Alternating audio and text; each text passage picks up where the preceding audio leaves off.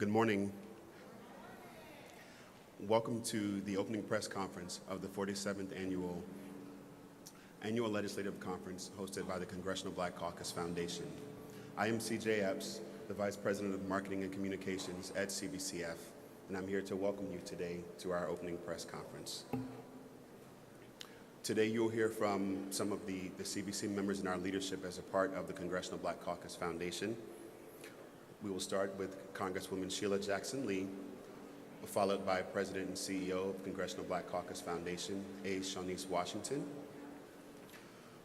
We will then hear from CBC Chair, Congressman Cedric Richmond, followed by the ALC Honorary Co-Chair, Congressman Mark Veazey.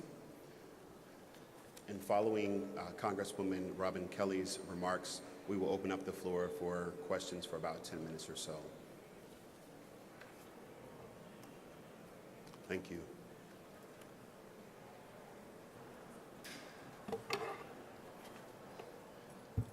Good morning. The most significant, absolutely relevant, powerful, empowering opportunity for change is gathering in Washington, D.C. for the 47th Annual Congressional Black Caucus Legislative Weekend. This is a significant moment, and our message is significant, and still I rise. I'm very happy as chair of the Congressional Black Caucus Foundation to welcome you and to pointedly emphasize the relevance of this time. Before I came here this morning, I interacted with educators, 400 of them, that the Congressional Black Caucus shares its knowledge and gives them an opportunity to collaborate around crucial issues of educating our children. Just a few minutes ago, I left the Hill in a meeting of numbers and numbers led by one of our members of Congress, the Congressional Black Caucus, Alma Adams, of historically black colleges. Presidents gathered not to sit, but to engage and listen and develop a real black college initiative with the Congressional Black Caucus so that we can move forward on educating our young people. And so our message is today, if I might, for a moment, explain the significance of the Congressional Black Caucus Foundation. We are a partner, and through the Congressional Black Caucus, the foundation was born. 47 years of bringing to the nation and members and individuals from around the world provocative thought, but provocative action. What is our purpose? It is beyond any other purpose to develop the leadership of the 21st century. That is the young people far and wide, some right now impacted by Hurricane Harvey and Irma, some schools suffering the loss of buildings and faculty members who have lost their possessions. Now as Hurricane Maria bombards the Caribbean, our friends, of whom the Congressional Black Caucus and Foundation will have to work together. But we draw these young people for scholarships, fellowships, and internships to give them the crux of leadership. Let it never be ignored that our main purpose, this wonderful weekend of fundraising and sessions and networking, is all about the young people to move them into the 21st century. There are no millenniums. We never stop. Whatever generation of young people there is, we will train them as leaders.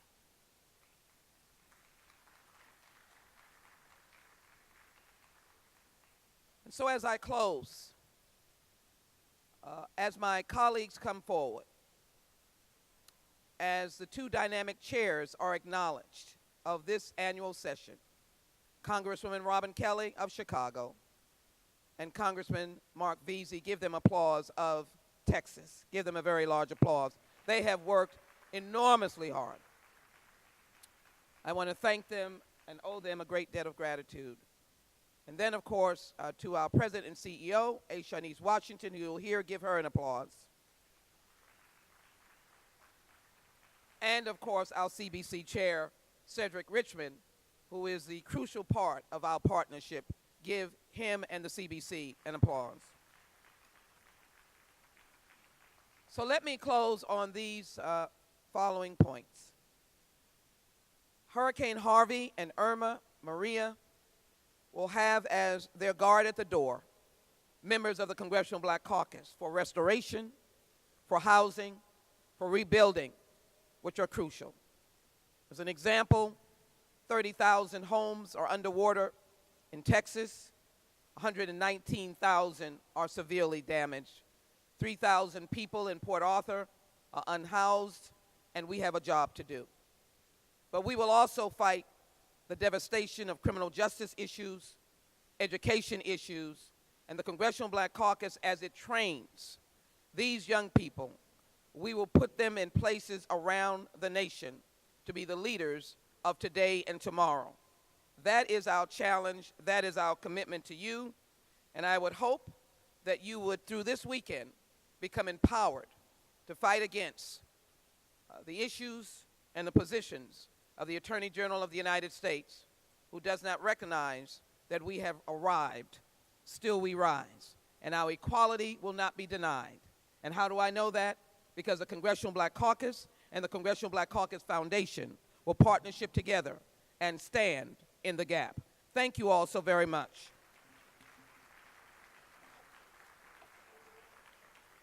It is my privilege to introduce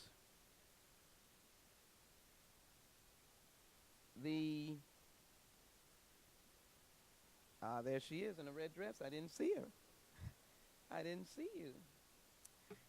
But I did say it was my privilege, did I not? To introduce the President and CEO of the Congressional Black Caucus Foundation, and that is A. Shanice Washington. What a pleasure. Thank you so very much. Might I also have the staff raise their hands? I just want to thank you as well. Thank you all so very much.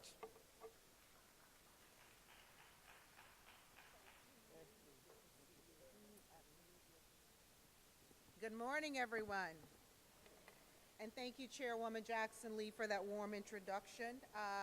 And welcome to each and every one of you to the Congressional Black Caucus Foundation's 47th Annual Legislative Conference. Glad to be here? Okay. I share Congresswoman Jackson Lee's sentiments and want to express CBCF's deep concern for those who have been most affected by the recent hurricanes. We are saddened by those who have lost their lives and those who are still working to rebuild. And as the CBCF continues to lead and serve in the African American community, on Saturday during the prayer breakfast, as well as Saturday evening during our Phoenix Awards dinner, all donations collected during those two events will be sent to CBC member impacted by the hurricanes in the United States and the Caribbean. It is my pleasure to also acknowledge our leadership, Congresswoman Sheila Jackson Lee, from whom you've heard, the chair of the CBC, Congressman Cedric Richmond, who you'll be hearing from shortly, and also Congressman Mark Vesey of Texas and Congresswoman Robin Kelly of Chicago, our two distinguished co-chairs this year. Each of them have been actively involved in directing the vision and planning for this year's conference. And I'd also like to thank the other 45 members of the Congressional Black Caucus for their participation and support during the preparation for this year's ALC. This year's conference theme, And Still I Rise, reflects a legacy of resilience that emphasizes the collective strength of the Black community to rise above continued racial, social, and political inequalities while simultaneously creating a pathway forward from protests to substantive changes in policy. We pay homage to those in our local and global communities who have lost their lives to violence in the struggle for freedom and equality. Our work and efforts are in remembrance of them, and still we rise. We celebrate and are grateful for those who have paved the way and afforded us opportunities generations before us didn't have, allowing us progress in life, and stand before you today, and still we rise. Each year, the ALC brings together nearly 10,000 attendees representing community stakeholders, business sector, emerging leaders, elected officials, dignitaries, mainstream and minority media, students, and everyday Americans to participate in solution-centered sessions on issues that impact African Americans and the global Black community. Our 47th annual legislative conference comes at a pivotal time for us all. This year, more than any other year, we will have critical discussions on a myriad of social, economic, and policy issues, all happening simultaneously and all real and relevant to African Americans and the global Black community. Over the next 5 days, policymakers, community activists, and engaged citizens will collaborate and devise solutions to some of the toughest obstacles we face. This year, we build upon some of our signature events to include the CBC Spouses Celebration of Leadership, honoring Spike Lee, Yolanda Adams, and Simone Caldwell. We will have two dynamic segments in addition to a dynamic panel at our National Town Hall on tomorrow morning. 2 segments featuring Representative John Lewis as well as Representative Maxine Waters. And then on Saturday, our prayer breakfast will feature Bishop Charles E. Blake and Pastor Shirley Caesar, and we'll close out Saturday evening with the dinner with guest speaker Lieutenant General retired Honoré and Speaker Michael Eric Dyson. ALC provides numerous opportunities for networking, substantive discussions, and strategizing around solutions.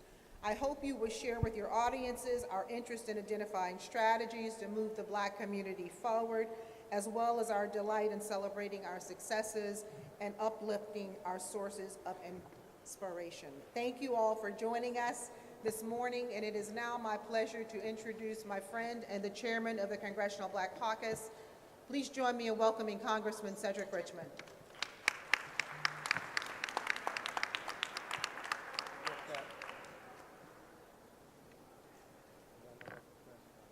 First, let me thank you all for being here this morning, and to also thank Shanice and for her outstanding work at the foundation, and to thank Congresswoman Sheila Jackson Lee for her leadership at the foundation also. And I will tell you, as a person who went through Hurricanes Katrina and Rita, and the devastation and the despair and the struggle that went on, for Sheila to go through what she's going through at home and still be able to do this shows the fortitude of Sheila Jackson Lee. And anyone who knows her story knows how strong of a woman she is. Let me also thank Representatives Robin Kelly and Mark Vesey for their outstanding leadership in chairing this year's conference. Let me just start by saying something that you know and I know. That is, this year, more than ever, it's important for us to come together and talk about what we want our future to be, how we get there, and how we fight the destructive things that are going on right now. And you'll know in recent months, and the truth is in recent days, we've seen policy decisions made by this administration that have proven to be very detrimental to the African American community.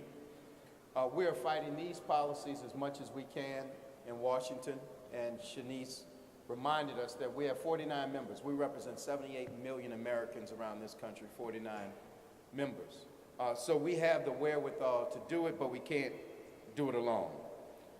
But this environment that we're operating in, this new environment, requires us to double down on our engagement, our civic engagement, our community engagement, and making sure that whether it's our professional groups or our churches, that there's no daylight in between us, because we have to be able to reach and talk to and galvanize at a moment's notice to make sure that we keep pushing our agenda forward.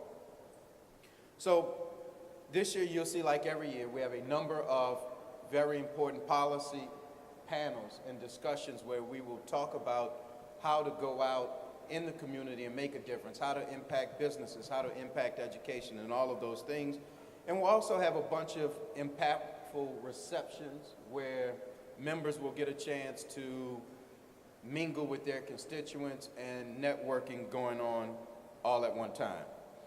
But ultimately, I want people to take away from this four-day conference, to leave this four-day conference with a passion and a purpose to make this country a more perfect union.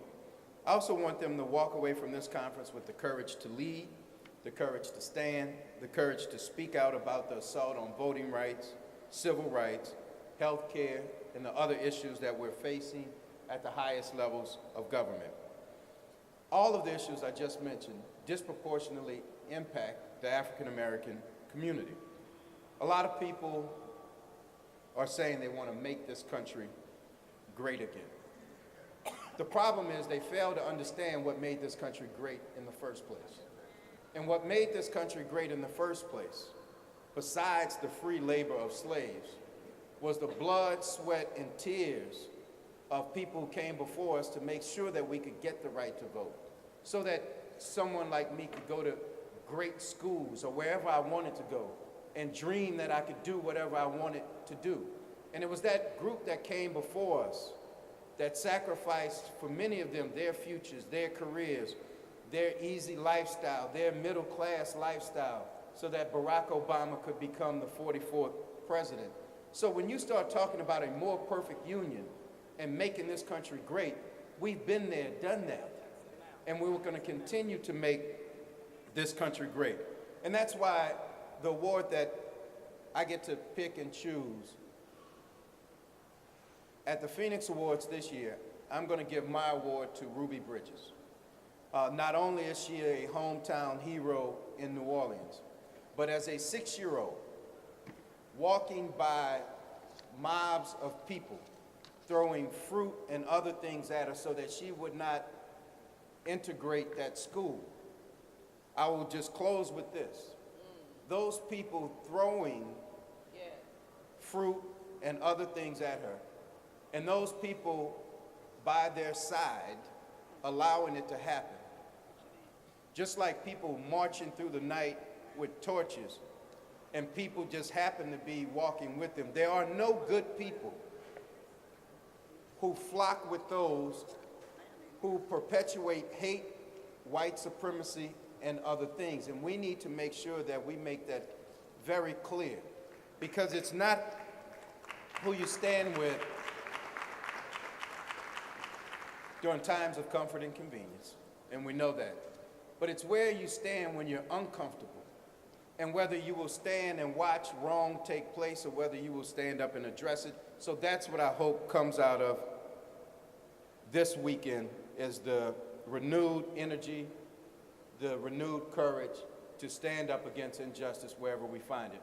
With that, I will bring up two of our newer members, but two of our stronger members, Mark Vesey from Fort Worth, Texas, and Robin Kelly from Chicago, Illinois. Come on up.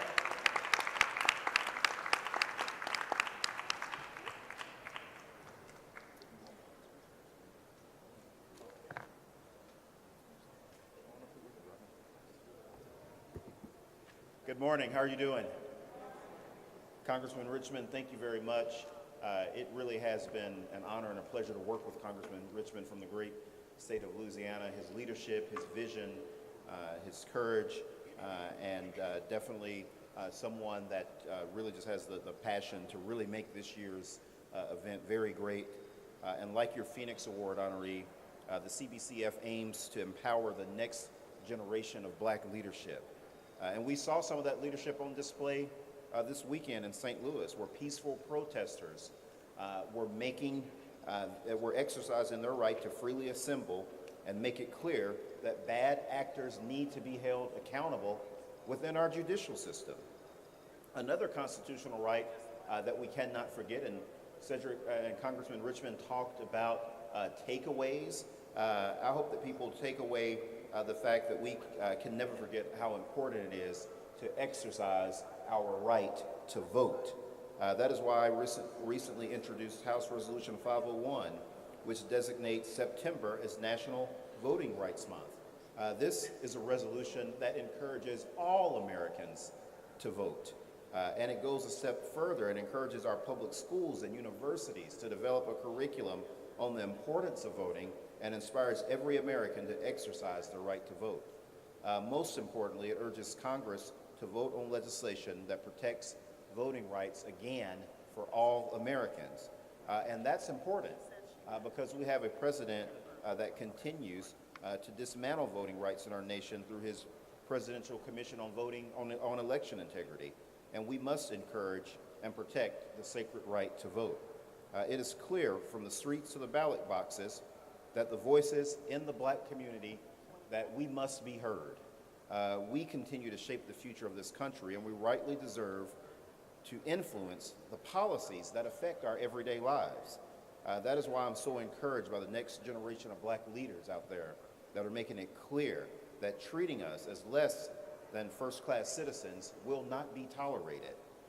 Not now, not ever. And we must continue to bring the energy that we've seen in protests across the street in the country to the ballot box. It's so important that we galvanize that energy and get people to go to the polls and exercise their right to vote. We know that there are states like the state that I'm from in Texas. I love my state, but I became the lead plaintiff to challenge the voter ID lawsuit there. The state's own data showed that it would be African Americans and Latinos that would be disproportionately affected and not have the right to vote under the law the way that it was written. And so we know that there are going to be certain elected officials that instead of trying to seek our vote, they're going to be trying to suppress our votes and muffle our voices to make sure that we won't be heard at the ballot box. But it's important that we not let them win. And in 2017, it's sad that we have to continue this fight, but we know that we must because you can't get anything done without our communities being organized and out there exercising their right to vote whenever possible. And we need to make sure that young people join us in this fight too. It's very important, again, that they galvanize that energy that's out there in the streets with the protests and understand that the way that how they make change, whether it's on the local level, dealing with the police, or whether it's on the national level, dealing with issues like I talked about with this so-called commission on voting integrity, that again, that it all starts at the ballot box. And so with that, I just again want to thank the Congressional Black Caucus Foundation for the crucial role that they play each and every day in advancing the global Black community by developing leaders, informing policy, and educating the public about the issues that are affecting us today. And I look forward to welcoming everyone from around the country as they join us for what is going to be a very transformative week here in Washington, D.C. Thank you very much, and with that, I'd like to introduce my co-chair from the great state of Illinois, Robin Kelly. Good morning, everyone. Not sure if it's still morning, but good morning. I want to thank our hardworking CBCF chair, Congressman Sheila Jackson-Lee, our dynamic CBC chair, Cedric Richmond, and my classmate, co-chair for this year's annual legislative conference, Congressman Mark Veazey. I also want to thank my staff, Congressman Veazey's staff, Congressman Richmond's staff, the CBC staff, and the staff of the foundation for all of your hard work. I know this has been truly a labor of love, so thank you for all of your work. I couldn't be more honored to be standing with the three leaders that I mentioned. These are resilient leaders. We are a resilient people. Even when backed up, backed down, and knocked down, we rise up all the more determined, all the more invigorated. No matter what the adversity, still we rise. For most of us, there is no immigrant's journey in our family narrative, but our grandparents and their grandparents were every bit the dreamers. This nation was made better because they wanted the very best for us as Americans. It was a Black man who was the first person to die for the dream of democracy in America. It was a former slave, Joseph Rainey, and a free man who fought in the Union Army, Hiram Revels, who became the first of us, African Americans, to serve in Congress. Men born into circumstances we know to be unimaginable, living an existence we know to be inhumane. Men born into a nation where the law declared them 3/5 of a person. Men born into the darkness of American slavery who still rose, swore an oath to this Constitution, and made this a more perfect union. Men with no American birthright who made this country greater for children they would never know. And as I said, we may not have an immigrant story, but we know our history, and I'm including women too, by the way. A story of 400 years of suffering and succeeding, adversities and astonishments, hardships overcome by heroes, whether the obstacles faced, be it slavery, economic oppression, voter restriction, sexual subjugation, health inequity, mass incarceration, a justice system that often doesn't feel just, a today where black mothers must give black sons the talk, where we still have to teach our children to love their skin and their hair, and in America where a president can't stand up or speak out against white supremacism. We can and will overcome. That's what this conference has always stood for. For the next 5 days, the Black Caucus will fight for what we have fought for as a caucus for nearly 50 years, for what Black Americans have fought for 5 centuries. It matters that we win in this fight. It matters that we fight for equal access to the ballot box. It mattered that we demanded the Affordable Care Act. And it matters that we make up the quarter of the Democratic caucus that has held the line and preserved the Affordable Care Act as law of the land. What we will be doing here matters because you matter. Against all our odds, yet still, we will rise. Thank you.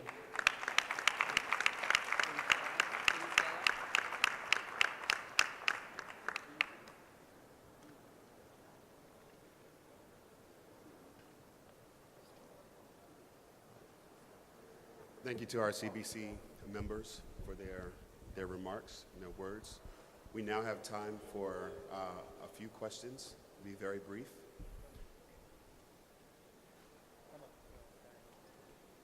We have our first question, Danielle. So when you ask your question, please state your name, your news organization, and your question.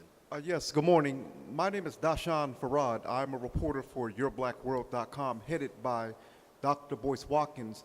And please pardon me if I may be outdated, but will the caucus or the foundation this year consider pursuing reparations for people of African descent, particularly those of us who they refer to as African Americans? And pardon me if I may be outdated. I would like to know what is the foundation's position on that? I don't think the foundation can take a position, but the CBC can. John Conyers has introduced that bill now for decades. It's introduced again this session, but it's a great example of part of this theme that elections have consequences, and you can't govern if you can't win. And in this hostile work environment, we'll continue to do what we've always done. But John Conyers' bill is still out there, and you may see some new tweak legislation coming up also.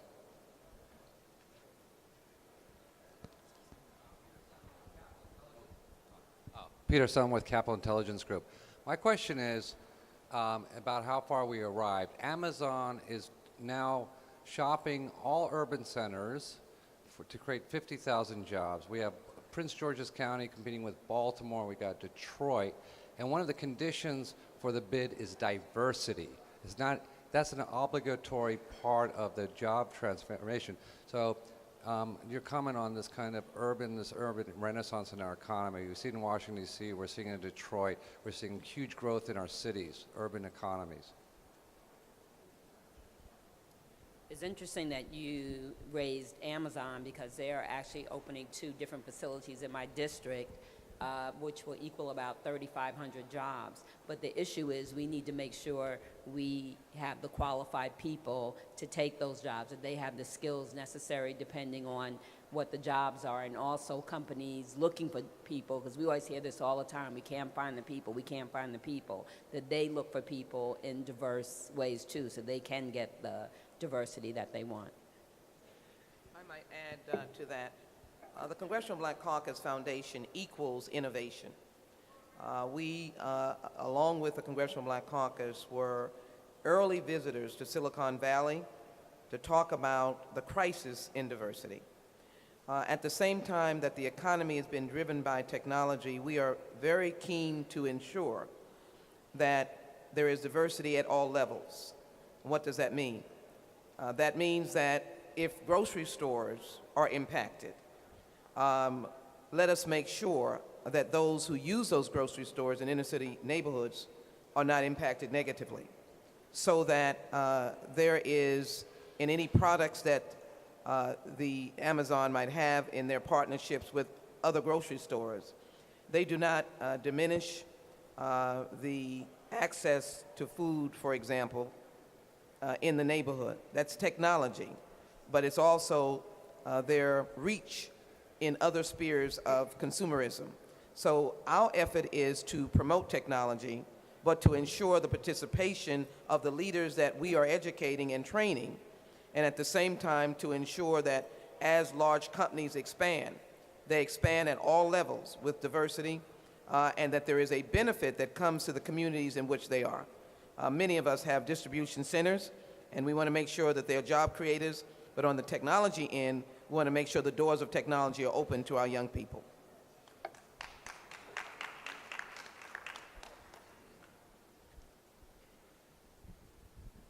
Gerald Harris with Medill News Service, Washington, D.C. Bureau. I have two quick questions. How will the CBC work with leadership, the Democratic leadership, with the administration?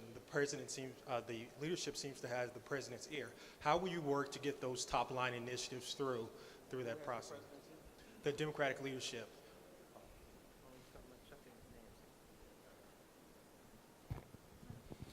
Well, I don't know to what extent anyone can have this presidency to start with, but two, we demonstrated a willingness to advocate for the 78 million and really the country as a whole when we met with the president the first time. And we left him a 130-page policy document that, one, illustrated what the African American community had to lose, but it also proposed solutions to problems we face, from disadvantaged businesses participating in access to capital, HBCUs, infrastructure, you name it, and we gave them a proposed budget. But we've never heard a response to one sentence in that entire document. So the days of just going and engaging for the sake of engaging is not what we do. So to the extent that we can affect policy, we will do that.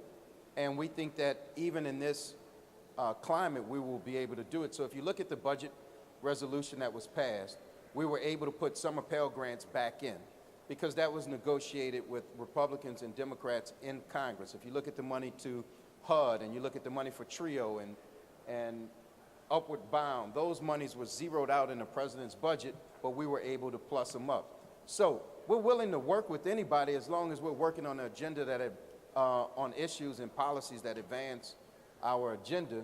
However, you know, quoting my grandmother again, there's more than one way to skin a cat. So we're willing to engage with anyone, and to the extent that it's on our side, where it's our leader, Pelosi, we will always have Jim Clyburn at the table, we're at the table, and there's only so far our half of the leadership can go without the 46 Democratic House members of the CBC. My second quick question, do you believe that Attorney General Jeff Sessions will be independent in holding states accountable on voting rights? Absolutely not, which is why I testified against him. If you want to know what somebody's going to do in the future, look what he's done in the past. And in the past, he has perpetuated voter suppression. He just doesn't have it in him.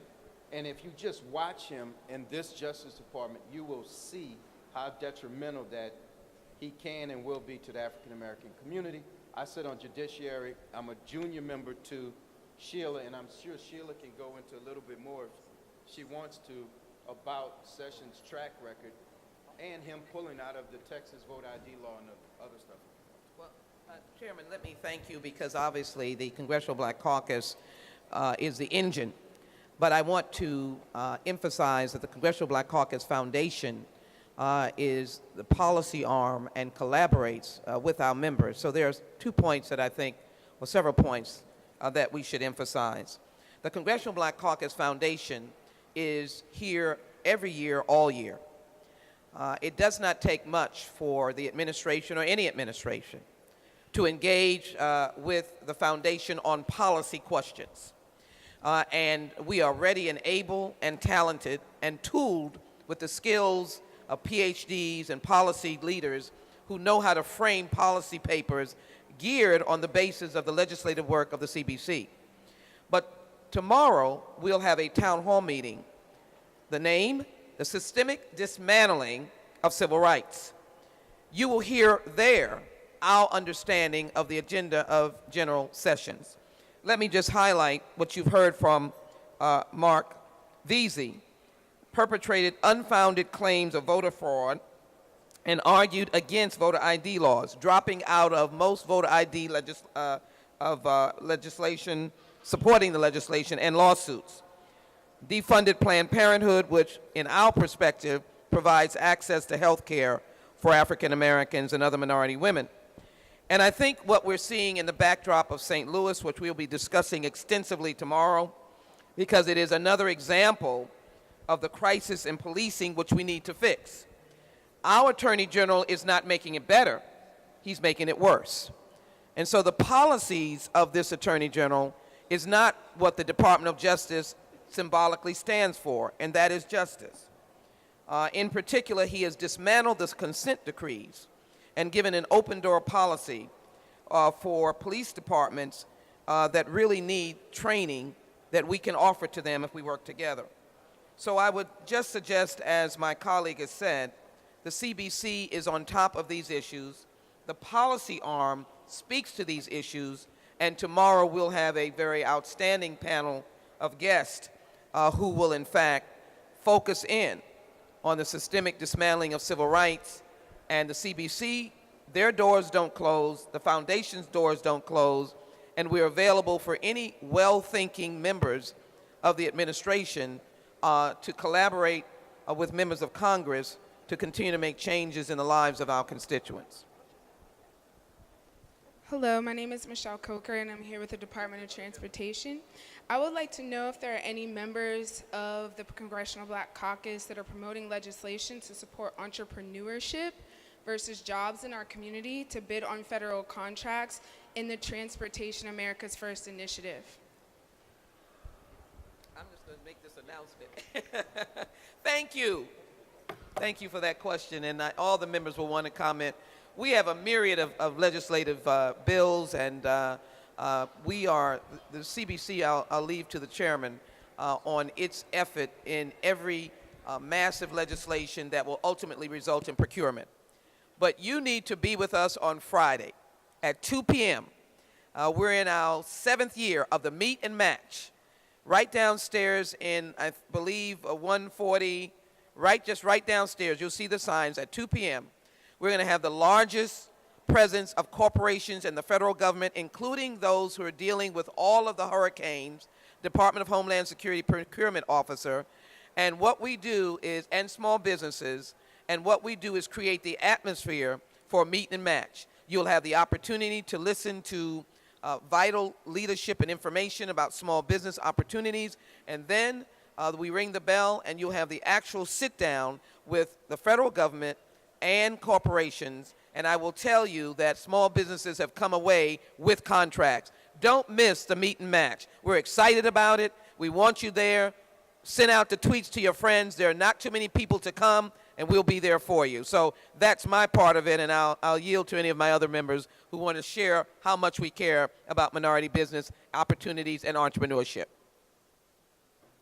Well, I can tell you what we're pushing. I can tell you what we presented to the administration, and that is from new market tax credits to carving out a piece just for underserved, not just community, but businesses also, so that they can gain access to capital, plussing up MBDAs. Also, if you look at whether it's the CDFI fund or others, but just making sure that businesses have the access, and you have to start talking not just money to make payroll and to finance the business, but also startup money. Because a lot of our kids have the same bright ideas and brilliant ideas as other kids, but they don't have that family network or net worth to start and believe in that business. So we need to make sure that we have funds to help our brilliant kids achieve their ideas of the next Facebooks of the world or whatever they come up with. But we have to supplement the fact that they just can't go to mom and dad and pick up 50 or 60 or to their friends and pick up the money to start the business. And government has to play a role in that, because at the end of the day, it's job creation, and African-American job creation. That's who will hire our vulnerable kids, our formerly incarcerated persons, and all of that. So if you really want to start talking about anything from education to incarceration, it all starts with economic opportunity and black business participation. So we have a whole section on it. Sorry I didn't get too specific, but you know.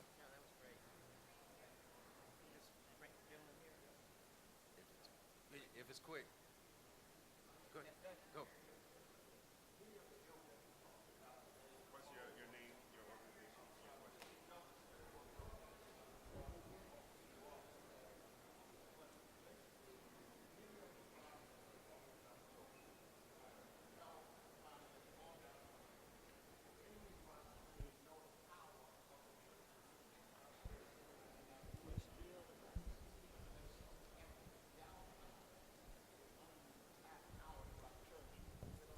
Really have a progressive network. The answer is, will the Black Caucus incorporate, reach out to our faith-based community, specifically the black church, in order to advance our agenda, be more inclusive, and to push forward? Simple answer to that is yes, we've always been doing it, but we are in the age of technology, and with 49 members, we're going to national conventions, regional conventions, and everybody else to help them understand what I started with, which is elections have consequences. And the Lord may order your steps, but you have to move your feet. And you start by moving your feet to the voting booth, because, you know, I just don't know another way to say it, that when you lose an election, you lose. And all of your ideas usually go down with it. So we're trying to make sure that we re-engage with the African American church to make them understand that all the things that they're fighting for, no matter if you hate politics or not, it goes through government. So.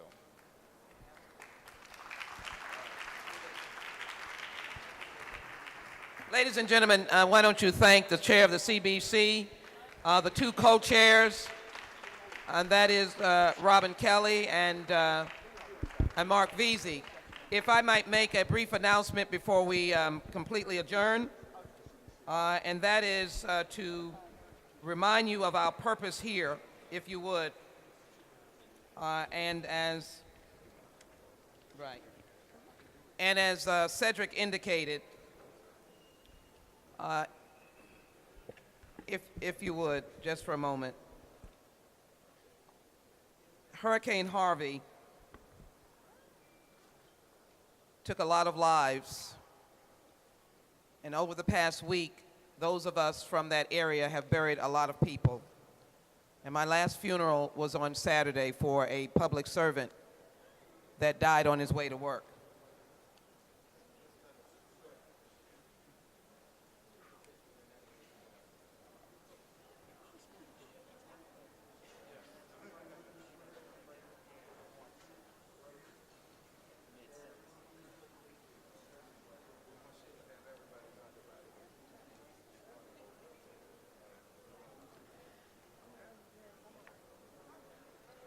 Okay.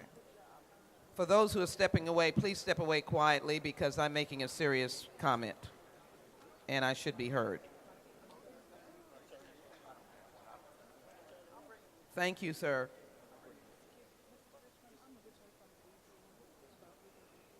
Let me start again. This ALC, through the kindness of my colleagues, will be dedicated to Hurricane Harvey and Irma and now Maria. I think it's important for the press to emphasize that part of our work. Right now, my constituents are still suffering, and the constituents of Stacey Plaskett in the U.S. Virgin Islands are facing the onslaught of Hurricane Maria. Our colleagues in Florida, Al Lawson, Val Demings, ALC Hastings and Frederica Wilson have experienced their own devastation. Trillions of gallons of water fell on the city of Houston. 130,000 homes were severely damaged and some 30 to 40,000 destroyed. And so as you go through this session, please remember them. I believe a Reverend Taylor is here. Is he in the audience, Reverend Taylor? Reverend Taylor, don't bend down, stand up. Reverend Taylor is one of those whose homes for senior citizens were damaged and he had to evacuate them. They were in high water. His church was damaged, but he's here to be supportive of me and the effort of helping Hurricane Harvey victims. Would you give him a hand, Reverend Taylor, please? His church was damaged. And so I want us to be serious about the work that has to be done for the restoration. I've introduced legislation of $174 billion. 43 members of Congress co-sponsored it. What do I need all of you to do? To advocate and push for it to get passed. Words do nothing to help people. It has to be deeds. $15 billion was passed 2 weeks ago. $7.4 billion of that is for housing. What do I need you to do? To advocate for local government where your mayors and county officials need that money directly to them. Send that community block grant money directly to them. Promise me, if you're in the media, that you will send that word out, and you'll also send the word out about many who are in need. Finally, this announcement I hope that you will emphasize is that the funds raised during Saturday's prayer breakfast and Phoenix Awards dinner will fund hurricane relief efforts in the CBC member districts across the United States and the Caribbean. Please help us. Help them who now cannot help themselves. Thank you all very much. God bless you, and God bless the United States of America. We ask the media to help us translate this information to be able to help those who are in need. Thank you.